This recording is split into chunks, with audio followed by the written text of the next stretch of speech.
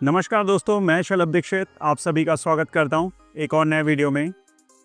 बीते हफ्ते शेयर बाजार में बहुत अच्छी तेज़ी देखने को मिली है। निफ्टी की बात करूं तो निफ्टी पिछले 4 ट्रेडिंग डेज में हरे निशान में क्लोज हुआ है।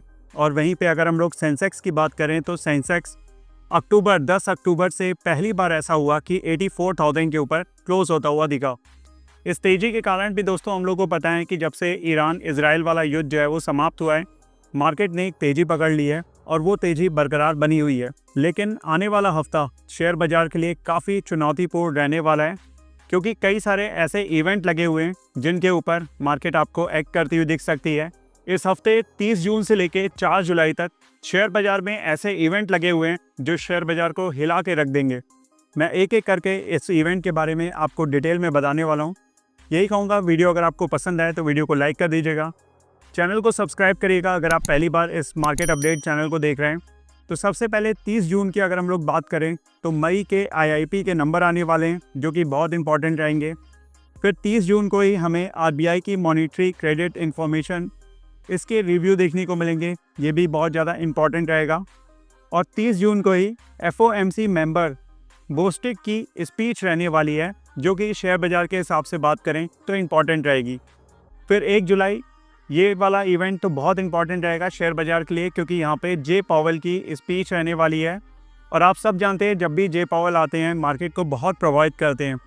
अब जे पावेल की स्पीच में ये पता चलेगा कि आने वाले समय में रेट कट होगा नहीं होगा। अगर इसकी कोई हिंट मिल जाती है तो ये शेयर बाजार के लिए काफ़ी इंपॉर्टेंट रहेगा। वैसे उम्मीद तो यही की जा रही है कि आने वाले जो 2 क्वार्टर होंगे उसमें हमें रेट कट देखने को मिलना चाहिए अमेरिका में।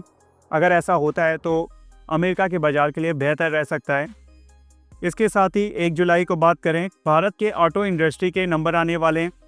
इससे आप जानते हैं ऑटो इंडस्ट्री जो है इफ़ेक्ट होती है। देखना होगा इस बार हमें किस प्रकार के नंबर देखने को मिले हैं, कैसे ऑटो इंडस्ट्री में सेल्स चल रही हैं, क्योंकि बीते कुछ महीनों के अगर आंकड़े देखें या न्यूज़ पे बात करें तो ऐसी खबर आ रही थी कि ऑटो इंडस्ट्री काफ़ी अच्छा नहीं कर पा रही है।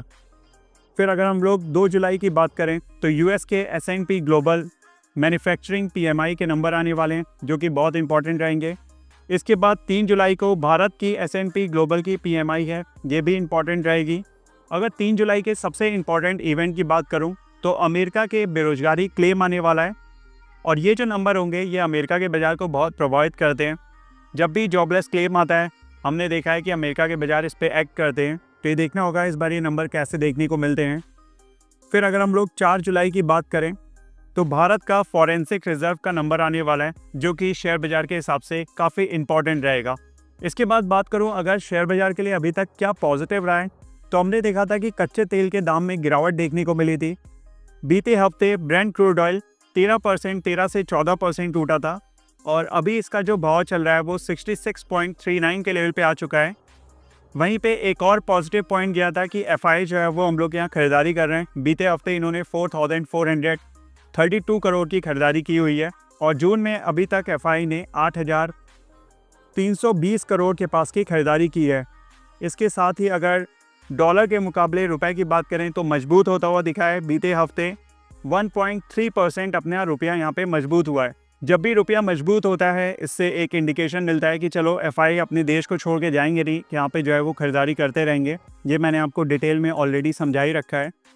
फिर अगर दोस्तों हम लोग शेयर बाजार के लिए नेगेटिव पॉइंट की बात करें तो अभी एक वीडियो इसी चैनल के ऊपर अपडेट हुआ था, आपने देखा होगा कि भारत का जो फॉरेक्स रिजर्व है वो यहाँ पे घटता हुआ दिखा है।